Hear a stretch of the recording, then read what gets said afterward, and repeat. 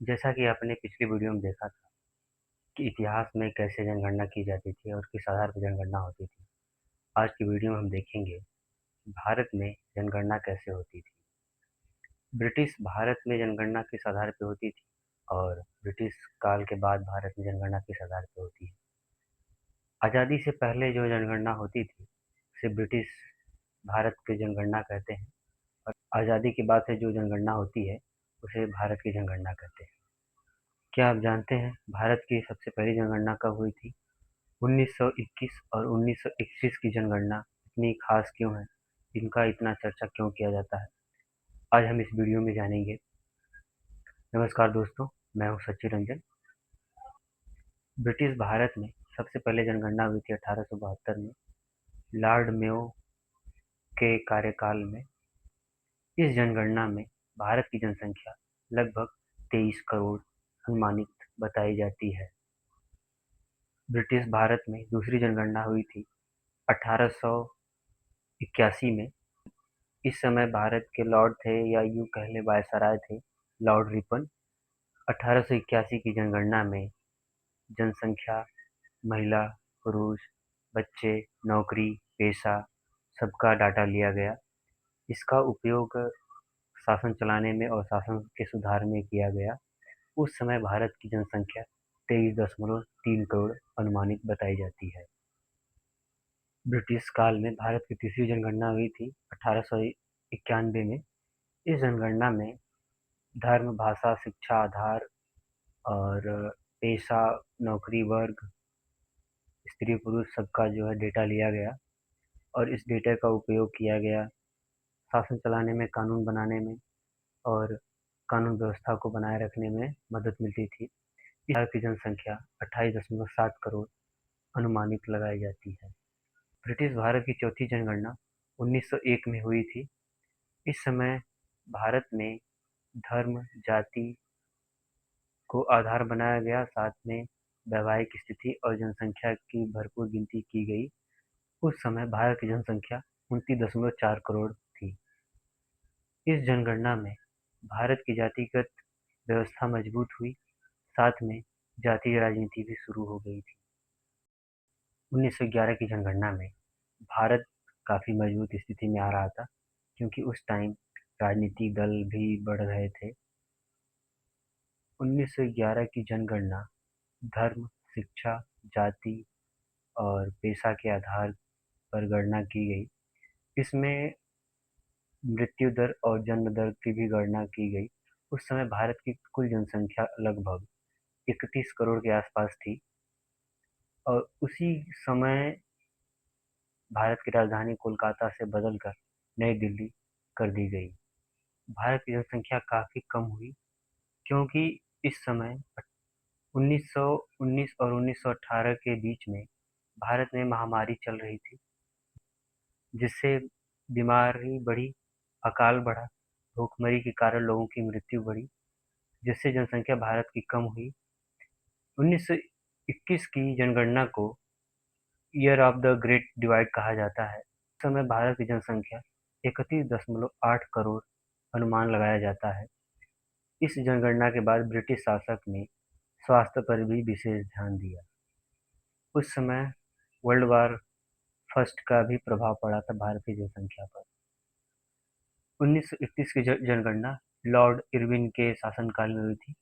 इस जनगणना की खास बात ये है कि ये भारत की सबसे फर्स्ट या भारत की प्रथम जातिगत जनगणना है, जिसमें इस जनगणना में भारत की जाति, उपजाति और सभी जातियों पर विशेष ध्यान दिया गया और सबका संपूर्ण जनगणना किया गया। इस जनगणना को भारत की सबसे अच्छी जनगणना मानी जाती है, क्योंकि इस जनगणना में सभी जातियों का विस्तृत वर्णन किया गया। इस जनगणना के आधार पर वर्तमान समय में हम ओबीसी वर्ग की जाति का तुलना करते हैं या 1931 से आंकड़ा लेते हैं।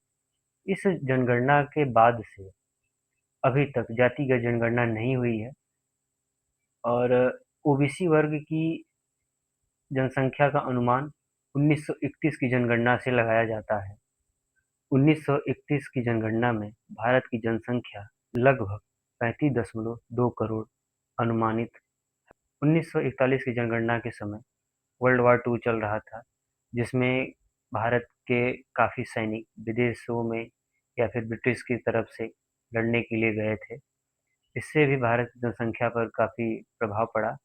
इस जनगणना में जाति धर्म आधार पर बनाया गया, लेकिन वर्ल्ड वार की वजह से डेटा इकट्ठा नहीं हो पाया या डेटा पूरी तरीके से प्रस्तुत नहीं किया जा सका। इस जनगणना में भारत की अनुमानित जनसंख्या 38.9 करोड़ थी। अब बात करते हैं 1951 की। 1951 के समय में भारत आज़ाद हो चुका था सन 1947 में, और आज़ादी के बाद ये पहला जनगणना था। और इस समय भारत के प्रधानमंत्री थे पंडित जवाहरलाल नेहरू और राष्ट्रपिता थे डॉक्टर राजेंद्र प्रसाद। 1951 की जनगणना के समय में उस समय भारत के बंटवारे के बाद बहुत सारे शरणार्थियों के पलायन के कारण जनसंख्या की गणना करना या लोगों की गणना करना सबसे बड़ी चुनौती थी। इस जनगणना में जनसंख्या, धर्म, भाषा, शिक्षा के आधार पर जनगणना किया गया। उस समय भारत की जनसंख्या लगभग 36.1 करोड़ थी और लगभग 18% साक्षरता दर था। 1951 की जनगणना के बाद स्वास्थ्य, शिक्षा, रोजगार, नौकरी आदि के लिए काफ़ी सहयोग रहा, जिससे सरकार ने ये सुनिश्चित किया कि कितनी स्वास्थ्य की ज़रूरत है, कितने एजुकेशन की ज़रूरत है और कितने लोगों की सरकारी नौकरी की ज़रूरत है। साथ में पंचवर्षीय योजना लाया गया, जो गाँव में, ग्रामीणों में पंचवर्षीय योजना चलती है। 1961 की जनगणना में प्रधानमंत्री पंडित जवाहरलाल नेहरू और राष्ट्रपिता डॉक्टर राजेंद्र प्रसाद थे। इस जनगणना में जनसंख्या, भाषा, शिक्षा, धर्म को आधार बनाकर गणना किया गया। इस समय भारत की अनुमानित जनसंख्या थी 43.9 करोड़। इस इस बढ़ती हुई जनसंख्या को, या यूं कह ले जनसंख्या विस्फोट को, सरकार ने चुनौतीपूर्ण समझा और पॉपुलेशन ग्रोथ भारत सरकार के लिए एक चुनौती बन गया। 1971 के जनगणना के समय भारत की प्रधानमंत्री थी इंदिरा गांधी। इस समय भारत की जनसंख्या बहुत तेजी से बढ़ रही थी, जिसको कंट्रोल में करने के लिए फैमिली प्लानिंग या बर्थ कंट्रोल जैसी योजनाओं को चलाया गया। इस समय भारत की अनुमानित जनसंख्या 54.8 करोड़ थी। 1981 की जनगणना के समय भारत की प्रधानमंत्री इंदिरा गांधी थी। उस समय राष्ट्रपति थे संजीवा रेड्डी। 1981 की जनगणना में भारत की जनसंख्या लगभग 68.3 करोड़ थी। इस समय लोग गांव से शहरों की तरफ पलायन कर रहे थे। शहरों में झुग्गी-झोपड़ियां बढ़ रही थी और रोजगार की समस्या भी खड़ी हो रही थी। इस समय तक साक्षरता दर में काफ़ी सुधार हुआ, परंतु गांव की महिलाओं में साक्षरता दर को कम ही देखा गया। 1991 की जनगणना में भारत के प्रधानमंत्री थे नरसिम्हा राव। यह जनगणना तब हुई जब भारत आर्थिक संकट से गुजर रहा था और उदारीकरण की तरफ बढ़ रहा था। इस समय भी इस समय भी देखा गया कि लोग गाँव से शहरों की तरफ अधिक से अधिक पलायन कर रहे थे, जिसके कारण शहरों में झुग्गी-झोपड़ियां बढ़ रही थी और रोजगार की समस्याएं भी बढ़ रही थी। 1991 की जनगणना में भारत की जनसंख्या लगभग 84.6 करोड़ थी। 1991 की जनगणना में साक्षरता दर में काफ़ी सुधार हुआ था। सरकार ने शिक्षा, स्वास्थ्य, गरीबी उन्मूलन के लिए जनगणना के डेटा का उपयोग किया था। 2001 की जनगणना के समय भारत के प्रधानमंत्री थे श्री अटल बिहारी वाजपेयी जी। और इस जनगणना में भारत की जनसंख्या लगभग 102 करोड़ से अधिक थी।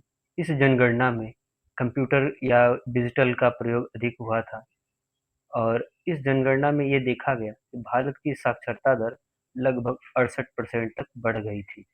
इस समय शहरों में जनसंख्या बहुत तेजी से बढ़ रही थी, खास करके मुंबई, दिल्ली, बेंगलोर जैसे शहरों में जनसंख्या बहुत तेजी से पलायन कर रही थी।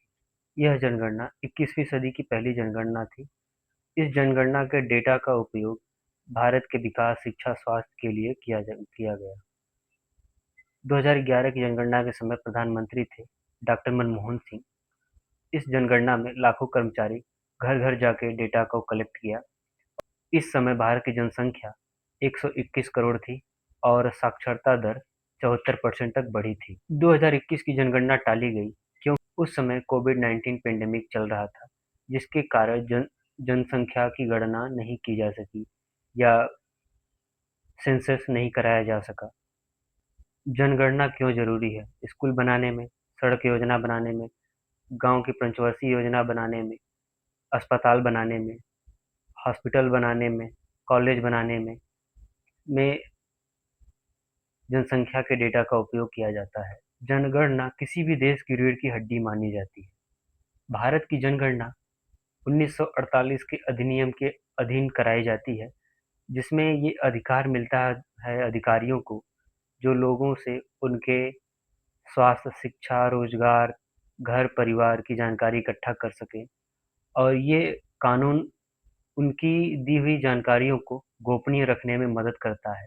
जनगणना भारत के संविधान के संघ सूची में आता है, जिसे 69 या 69 कहते हैं। भारत की जनगणना केंद्र सरकार के अधीन कराई जाती है। वीडियो के अंत में मेरा आपसे एक सवाल है, क्या भारत में जातिगत जनगणना दोबारा होना चाहिए? नमस्कार दोस्तों, धन्यवाद मेरी वीडियो में बने रहने के लिए।